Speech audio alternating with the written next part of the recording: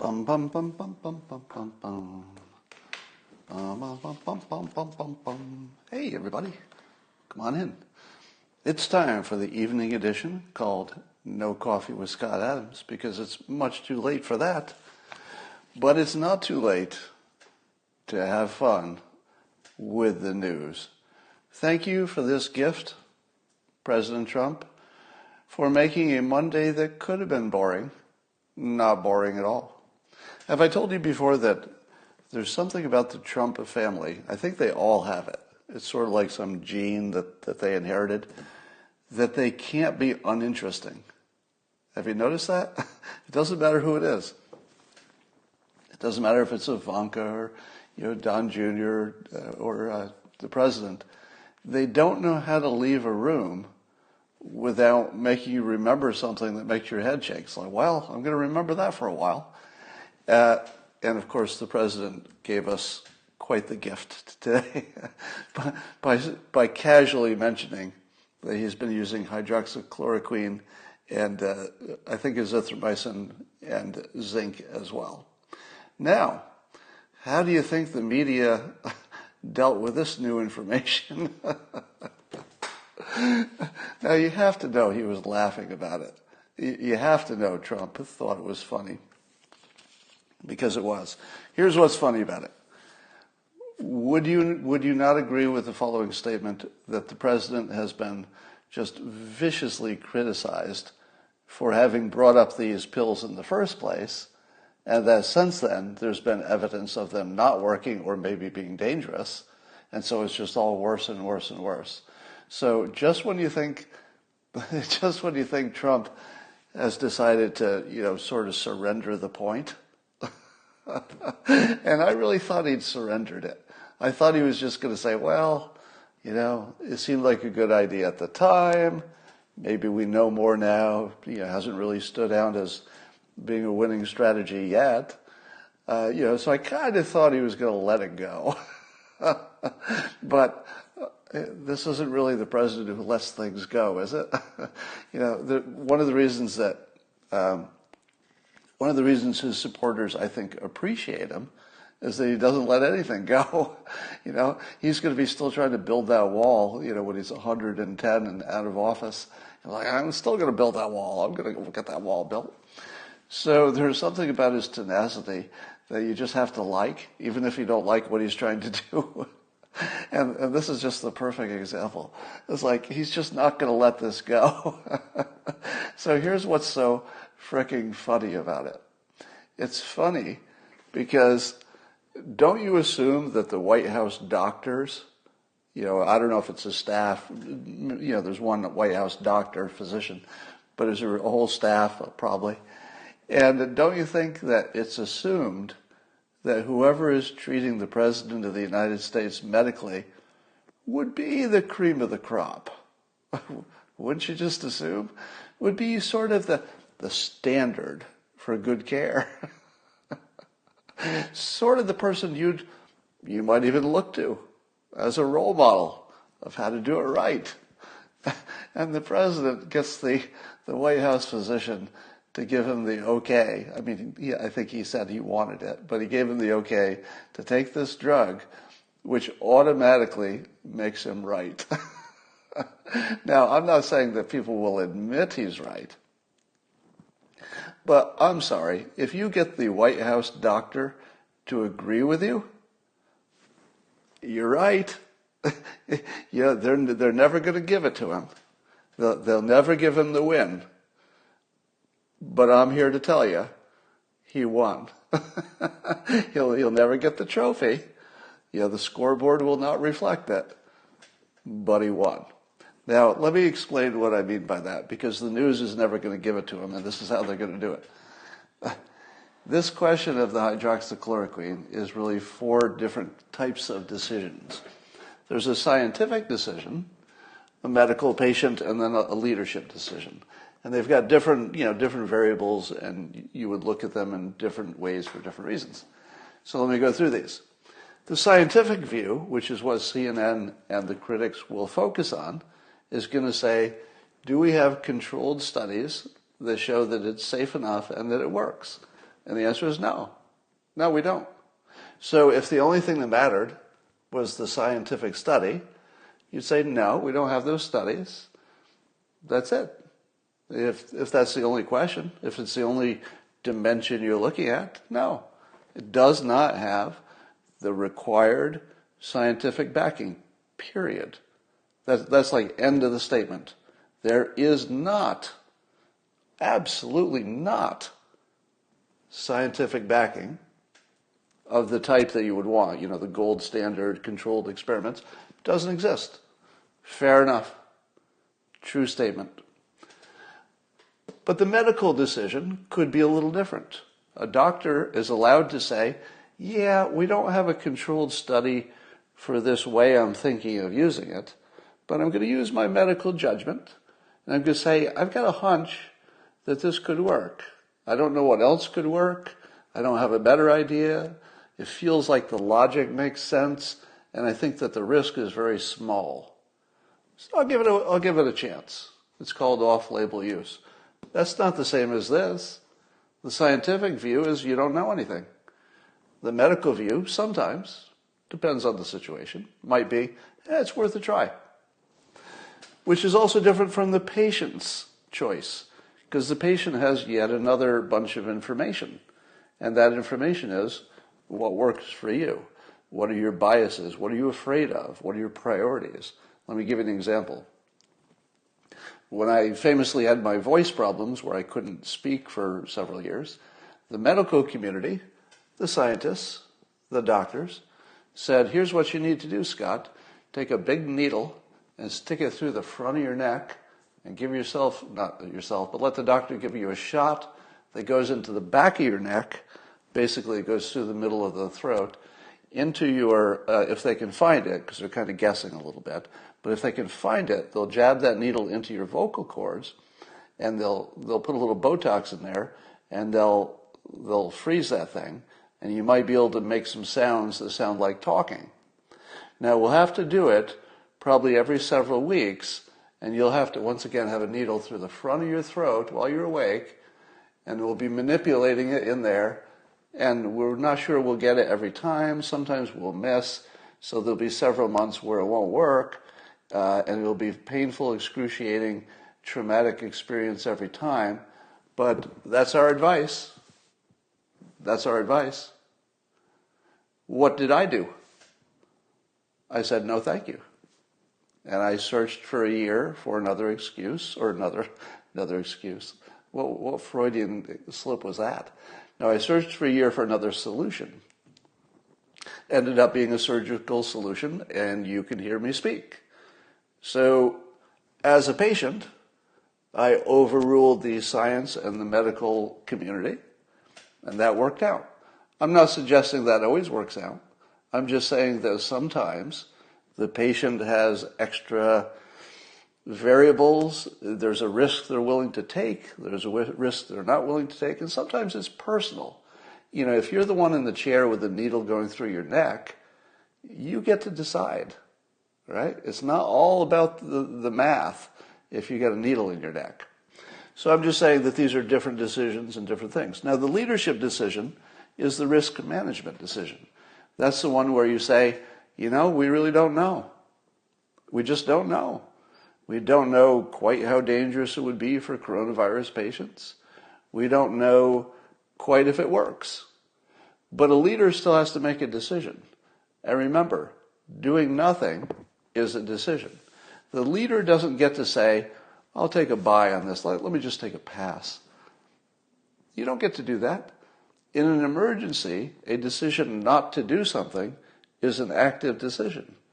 So the leader can't say, well, show me the controlled studies. They don't exist.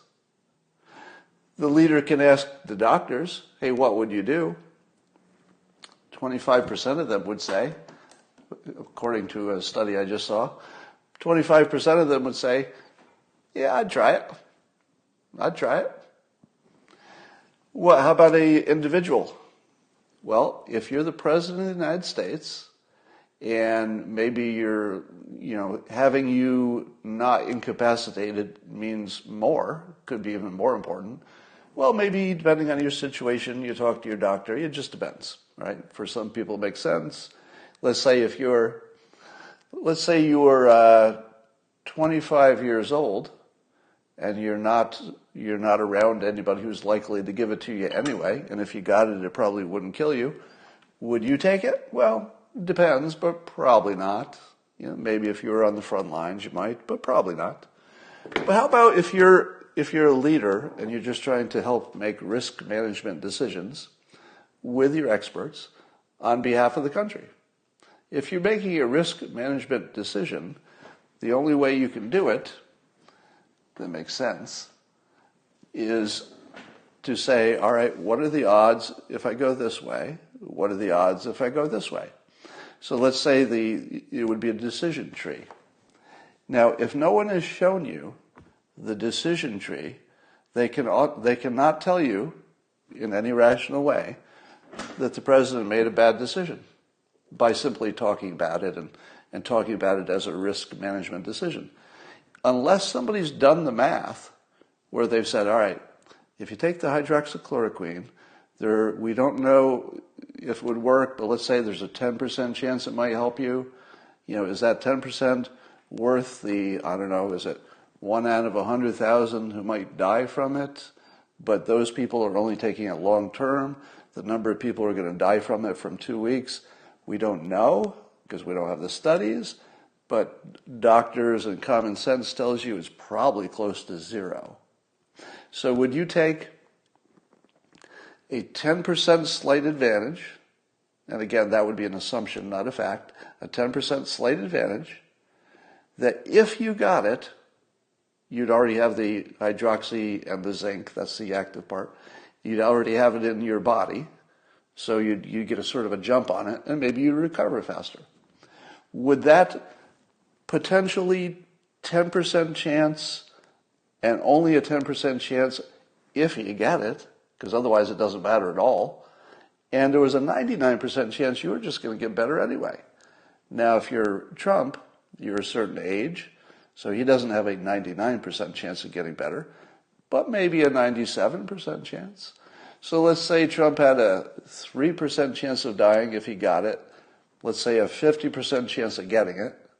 That would be on the high end, but he's around a lot of people. I think 50% is pretty reasonable, actually, in his case. So 50% chance you'd get it. Anyway, I don't have to do the math. My point is, if no one else has done the math either, no one can tell you this is the wrong decision.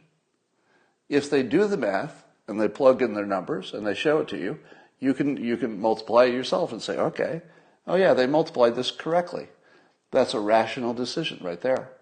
Now you could say, oh, but they made a assumption I wouldn't make. So let's say you assumed there's at least a 10% chance hydroxychloroquine works, but let's say somebody else assumed it was a 1% chance. You're both just guessing. Those are just guesses. So, you could run it under all those scenarios and see if there's any scenario in which it isn't still better to take a chance. There might be. I don't know. Now, Trump has said he's gotten anecdotal, observational reports and letters from people who say they think it works. I'm very skeptical of those because, 99% of people get better anyway. So I just don't know that we really have anything. But have you noticed what CNN is doing to try to make the president look dumb? But of course, what they're really doing is making their own audience look dumb. So here's what they're doing. They've decided to highlight a study on their page, CNN.com, in which hydroxychloroquine without zinc was studied, and it didn't help, and I think maybe it was a little dangerous or something. Now, given that the entire hypothesis is that the point of the hydroxychloroquine is simply to help deliver the zinc being actually the part that matters, if you test it without the part that matters, and then you run it on CNN as proof that the president is making a bad decision, you're just lying. You're just lying. Because they're saying, essentially, the president is making a bad decision because an entirely different drug, because you take the zinc out, that's the active part of the combo, an entirely different drug was tested and it didn't work. That's what CNN is telling their audience. A different drug was tested and it didn't work, therefore the president's wrong about this other drug. They're selling that to their audience. I'll bet if you could look all day on the CNN comments, I don't know if they have comments, you wouldn't find anybody who reads CNN who noticed that sleight of hand to take the zinc out. Now the other trick they do, and you know this one, right? There's some study where they gave it only to critically ill people. Again, nobody ever suggested that was the smart, best use of it. It was always assumed it was an early symptom drug. So if it was tested on people who were likely going to die anyway, I mean they're in the end stage, I'm not sure you've tested anything. So those are the two tricks that the Trump critics are using. They look at the wrong studies and act like it's the right studies and hope you can't tell the difference. Now maybe they believe that those are studies. I don't know. These days you can't tell, are they just being stupid or do they actually believe what they're saying? It's hard to know. So, and they'll also talk about how the poor lupus patients will lose their supply if everybody starts hoarding them. They'll talk about how you shouldn't take these drugs, unless you're under a doctor's care. Now, how many of you were going to take a prescription drug without a doctor's advice? And if you did, and it didn't go well, maybe that's sort of on you. If you're taking a prescription drug without a doctor's advice, I could see where that'd be a problem, but I don't feel it would be a problem for me because I don't think I'd do it. I also saw, people piling on, on social media to, support the criticism of the president. And one doctor or alleged doctor on Twitter said that she knows a lot of doctors and she's never met one who takes hydroxychloroquine prophylactically. So she knows a lot of doctors, and not one of them are doing that. To which I say, I don't know a lot of doctors, but even I know doctors who are taking hydroxychloroquine. I know them. They've told me personally. So, yeah, I don't know, is this even a real doctor who's making this comment, or is it just a troll? I can't tell. So that's and then of course the CNN will never mention that a quarter of doctors think it's a good idea. Can you imagine having an article and not mentioning that a quarter of doctors think it's a good idea? That doesn't mean it's a good idea. But imagine if you were doing a survey of doctors and you knew that it was, hasn't passed clinical trials for this use, could be dangerous in the extreme, meaning that you could have some bad outcomes for some number of people. If you're a doctor and somebody asks you, under these conditions, would you prescribe it prophylactically before somebody has it? Don't you think the doctors are going to be a little biased on that question? Meaning that if they're answering a poll, I think they're going to more likely say, no, it's not proven. Because that's the right answer, right? Sometimes you know what answer the teacher is looking for. Okay, is this a trick question? Would I give somebody an unproven drug? No, I wouldn't. Because that just feels like the right answer, right? Whether you're a doctor or not. Unproven drug? Psh, don't need to hear any more. Wouldn't give that to anybody. But if they were actually going to serve on the front line themselves, would they make the same decision about treating themselves as they would answer a poll? Because I feel like the poll answer is sort of telling the pollster what they want to hear a little bit. I just worry that there's some bias built in there. All right. So I will say again that every day that goes by that we don't hear somebody say, oh my God, we've proven it, the hydroxychloroquine with the zinc makes a big difference. Every day that goes by, there's less chance it does. Because if it made a big difference, I think we'd notice by now, right? There must be enough people using it around that we'd have a pretty good idea. So the fact that it's still a little murky, like you feel like some people are saying it's working, but their studies are not quite studies, and then the people who say it's not working, they're not really even looking at the right thing. So it's just all this big gray area. But the longer it goes, I started at around 60% chance that the hydroxychloroquine would make some kind of important difference, back in the earliest days, based entirely on some early studies that looked positive, but they weren't really dependable kinds of studies, right? As time went by, using my rule that the longer you go, the more likely you would have noticed if it worked. Surely there have been studies by now. And so I would say, my last number was 40% chance it makes a difference. I might lower that a little bit, because as time goes by, you have to lower that estimate. I'd be down to maybe 30%. But a 30% chance it makes some difference is still a good risk management decision. If you think it's not, show me the math.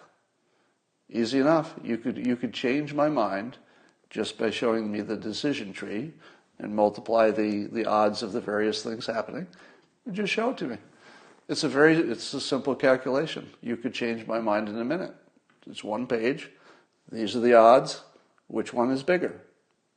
I'll take the one that's the better odds. Thank you. All right. I'm going to teach you now a micro lesson. Something you didn't know you needed, but man, do you need it. It's a lesson on how to get lucky. No, not that way. Get your mind out of the gutter. I mean how to have more luck in your life, just in general. Do you think that you can cause luck to happen in your life? The answer is no, not luck. But you can manipulate your experience of luck in ways I'm going to tell you. And let me give you a specific example. There was a Dr. Richard Wiseman who once studied luck, and I think I've told you in prior times. He found out that nobody is actually lucky. If you actually control the experiment, nobody can guess coin flips or anything like that.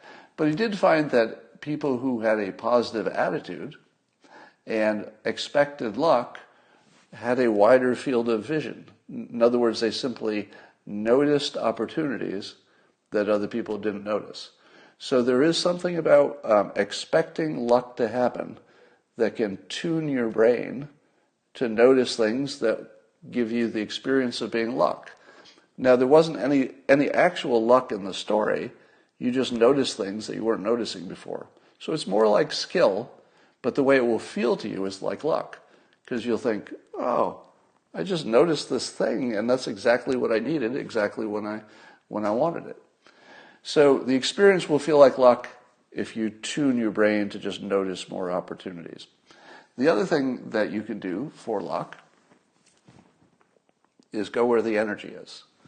When I graduated from college in my small upstate New York town, so I went to college just a short drive from where I grew up.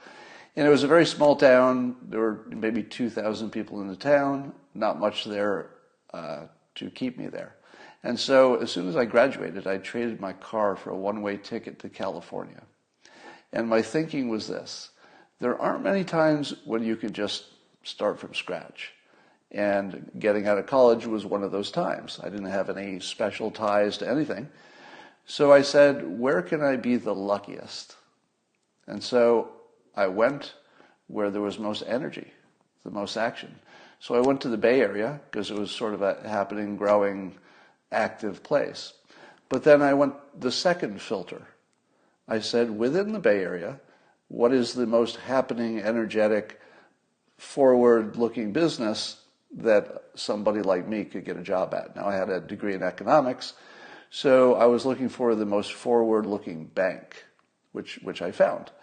So I found the highest energy industry that I could get into in the highest energy place. But I didn't say to myself, I have this specific thing that's going to happen. I said, I'm just going to go where there's lots of stuff happening, and then I'll have lots of choices. I've had indeed lots and lots of opportunities to go in different directions. Yeah, it was Crocker National Bank before Wells Fargo swallowed it up. And that's worked out great.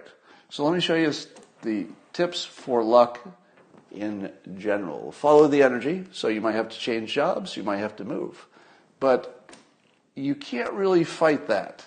All right? If you're somewhere where nothing's happening, getting lucky where there's no energy is very unlikely. It can happen. That's how luck works. But you want to go where there's just more stuff happening so that there's more chance for things to collide.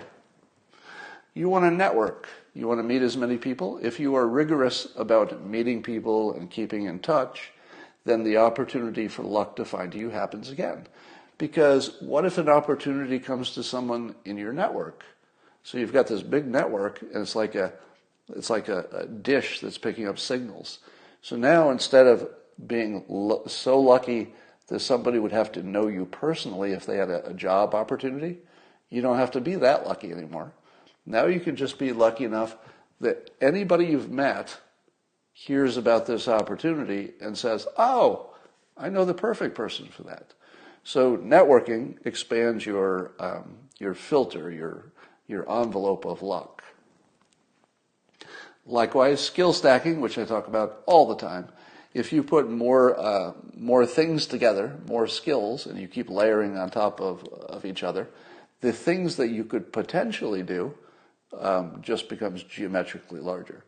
So imagine that you're skill stacked so that you personally can do lots of different things. You can go in any direction. Boom, boom, boom. There's 1,000 things I can do. Then you take that and you move. And you plop it right in the middle of the most energetic place. And then you start networking. There's no way this doesn't work. Right? This will work every time. This is just math. If you give yourself this many opportunities for luck to find you, luck's going to find you. All right? It might not be today. It might take a week. It might take a year. But if you're making enough variables moving around your world, some of them are going to stick.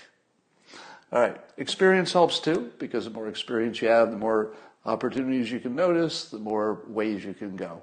That's just part of this skill stack. Then there's the math of success. I can tell you that in my life, I actually kept track of how many things I tried just in the economic realm and how many worked. And I did this a number of years ago. I've failed at a number of things since then.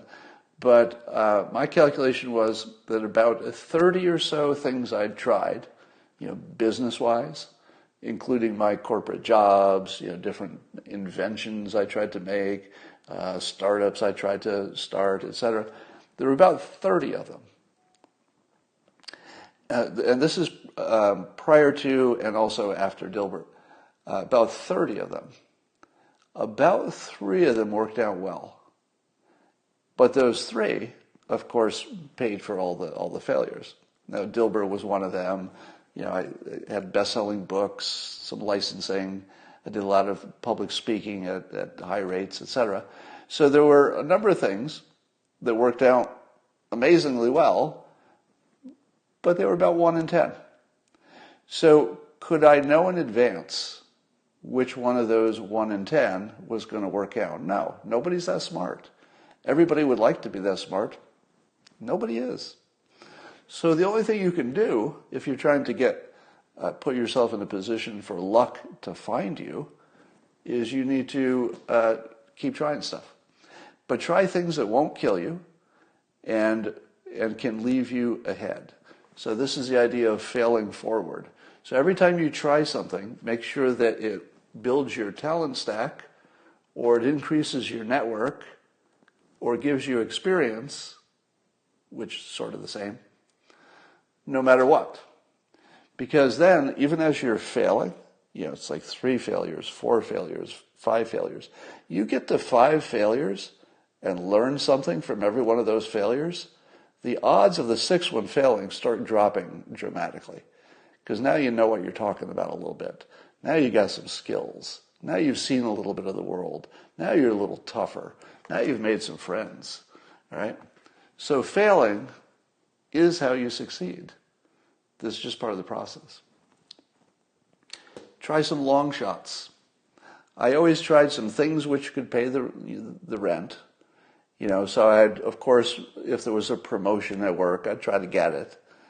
So if I'd be doing all the normal stuff, but I always had some long shots brewing, and I still do that. I've told you that. Part of it is for my general mental health. I like knowing that there's something in my world that, even though it's a long shot, man, if this works, this would be amazing. It could change the world. So it makes you feel good, but every now and then, one comes through. It might be the patent you got, the invention you made, the software you wrote, something like that. My cat Boo is coming in to visit. And then affirmations, I've talked about that. I did a whole Periscope on that. You can search for that if you want to find out more. But the part that's meaningful is tuning your mind. That's what I was talking about when you're just more open to the positivity of your own potential. And it doesn't seem to matter if you do affirmations. This is the researcher, Dr. Weissman, found.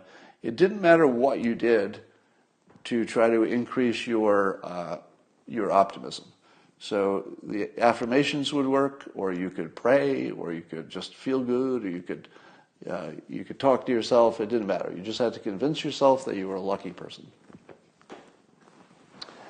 So Boo has decided to join the Periscope. Don't rip off my... All right. And now she can go on her way. All right, that's... Oh, could you hear the purr? Now, tell me if I'm wrong. Since the coronavirus happened, and everybody's doing their home video from home, don't you like it when the animals and the kids come in? Is it just me? Because if I'm watching, some famous network person and their kid photobombs them, or the dog comes in, or the cat or something, I like it better. It just feels, I don't know, less stiff. Regular TV is going to, have you noticed that everything got really casual really quickly? So you're watching these people who normally would have suits on and perfect lighting and makeup, and they're just there as their normal self, wearing their T-shirts, in their basements with the camera on. I like it better. I honestly like it better. So I don't think we lost much. Anyway, can you give me some feedback? Was the lesson on luck useful to you? I'll wait for a second for the comments to catch up. And just so you know, Mike Cernovich does a good job of incorporating his environment in everything, everything from kids to just his life. And I think I just think it makes it better. Yeah, Dana Perino was ahead all along, right? All right, so good. I'm just looking at your comments. Appreciate it. I could sit in a room with a dozen cats. I had an idea to start what I called the cat petteria. It was a place where people who couldn't have their own cats, but like cats, would go, and it would just be crawling with happy cats. And the customers would just come in, and they would just rent time. I don't even know if there could be food there because it might be unhygienic, but they would just rent time to go hang out in an atmosphere where there's just cats all over the place. And you could just bring in your book. Maybe you bring in your own thermos or something, because I think it would be problematic with food service, animals in food service. But if it's your own thermos, hey. So you just come in, you just rent a chair, and there's just cats all over the place. Cats like crazy. Yeah, see, you would go. I believe that, was it Japan or someplace? They actually made a place like that. When did they start selling Trump pills on Fox News? Can I do multiple affirmations? you can do anything you want. But I think that since the point is focus, ask yourself how many things you can focus on. But I think 2 is fine. 3 might be pushing it. And it's not because affirmations are magic.